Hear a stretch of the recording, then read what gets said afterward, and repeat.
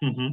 Jo tenia precisament sobre l'època dels primers Àustria, sobre l'època de l'ascens de Carles V, precisament, una pregunta sobre les Germanies. És a dir, és una pregunta sobre l'activitat que estàs fent. Em sembla que l'any passat, que va ser el 500 aniversari de les Germanies, va tenir alguna reunió per tratar aquest tema i contextualitzar més aquestes revoltes camperoles, que hauria de ser una contextualització, pregunto, aquesta és la pregunta, a nivell europeu?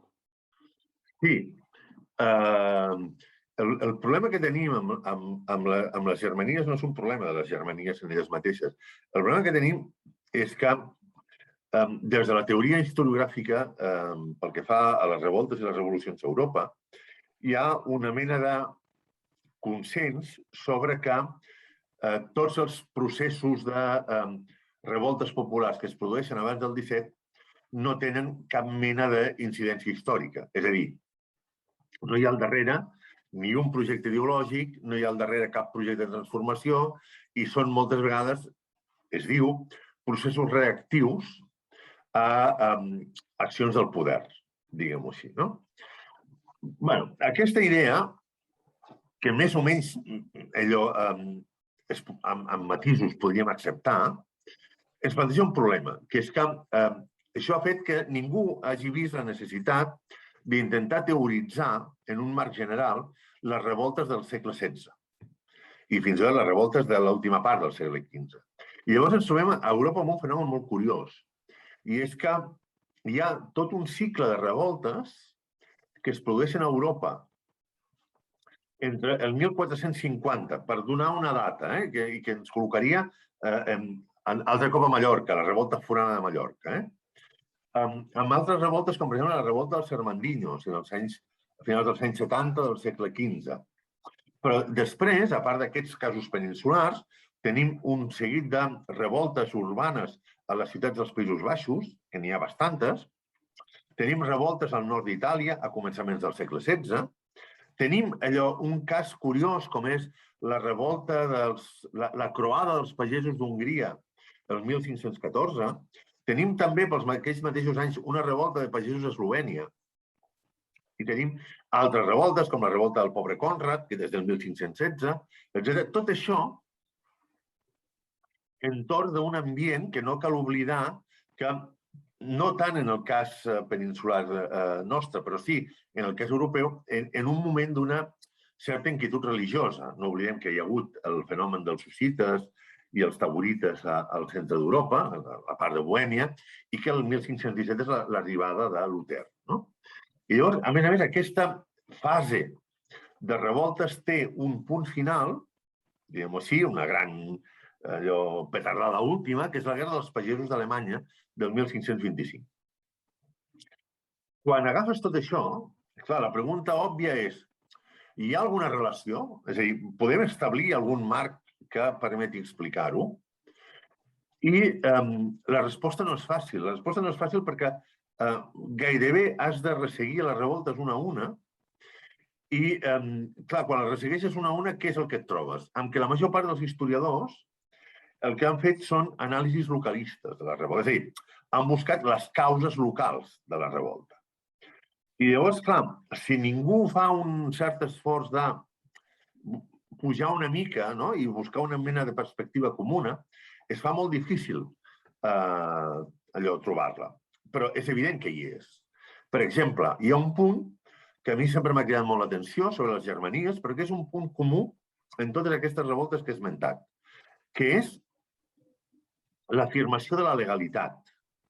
És a dir, tots aquests moviments, tots ells, fins i tot fins al punt la Guerra dels Pagesos Alemanys del 1525, els revoltats parteixen de la idea que el que estan fent ells és complir la llei i que els que no estan complint la llei són les autoritats. I, per tant, es parteix d'un legalisme que és bastant estricte, perquè si ens fixem també, l'organització germanada, igual que l'organització dels pagesos eslovens o dels pagesos hongaresos o de la revolta d'Udine, parteixen de l'existència d'unes estructures prèvies, i això està molt estudiat, per exemple, en el cas de les revoltes dels Països Baixos.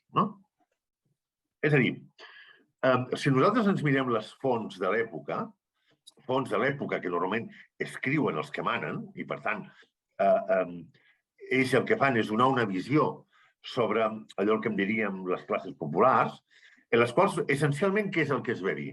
Que les classes populars són una massa més o menys anàrquica, violenta, envejosa, ressentida, i que, bueno, ells són una mena de genet damunt del llop, no? I que, com caiguis, el llop et devorarà.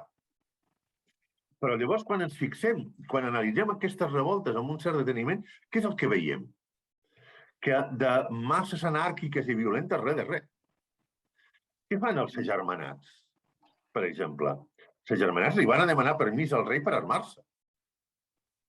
Envien una delegació a Molins de Rei, en el cas dels valencians, per demanar-li a Carles V que legalitzi l'existència d'una organització armada de tipus gremial, com existeix a tota Europa, d'altra banda, en principi per defensar-se de l'amenaça piràtica.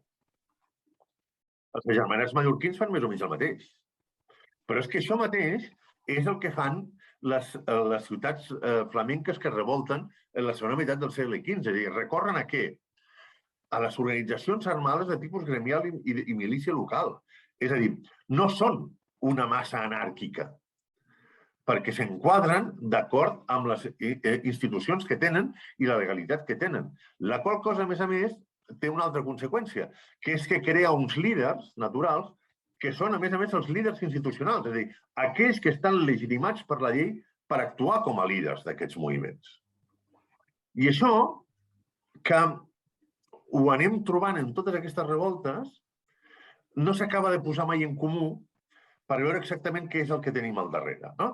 I jo crec, si jo hagués de formular una teoria sobre això, jo crec que el que tenim al darrere és una crisi de legitimitat del feudalisme en una fase de canvi ideològic i social important, que es manifesta justament per l'afirmació d'aquells valors i institucions que beneficien a les classes populars, que el que fan és reaccionar contra el que consideren que són el trencament del pacte feudal, d'alguna manera, o el trencament del pacte entre el territori i el rei. I, per tant, una afirmació del vell pactisme medieval davant de fórmules que objectivament els perjudiquen, ja sigui des del punt de vista fiscal, ja sigui des del punt de vista de pèrdua de les atribucions que aquestes institucions locals i territorials havien tingut a l'edat mitjana.